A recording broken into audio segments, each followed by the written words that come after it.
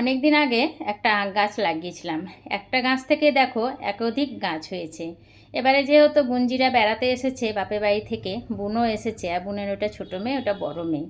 তো বলছে মাসি একটা আখ কেটে দাও, খাবো। এবার যেহেতু বাড়িতে লাগানো রয়েছে, তো খেতে যে এতটা মিষ্টি হবে বন্ধুরা, মানে ভাবতেও পারিনি। তোমাদের কারো বাড়ি থেকে এই ধরনের গাছ লাগানো রয়েছে বা এত মিষ্টি আখ হয় জানা ছিল না আমার। সত্যি না কাটলে না খেলে বুঝতে পারতাম না। এবার আমি তো এদিকে কাটতে ব্যস্ত আছি, আর পুচকিটা সমানেই বলছে আমি একটু খাবো দাও, আমি একটু খাবো দাও। তখন আমি বড়টাকেও একটু দিলাম, আর ছোটোটাকে একটু ছাড়িয়ে দিলাম। ও থামছেই না, ও বারে বারে বলছে আমাকে একটু দাও, আমাকে একটু দাও। তো ওকে একটু আমি ছাড়িয়ে দিলাম, নিজেও একটু খেলাম। এত মিষ্টি ছিল যে বাজারের আখও এত মিষ্টি হয় না সত্যি, আর খুব রস ভর্তি ছিল।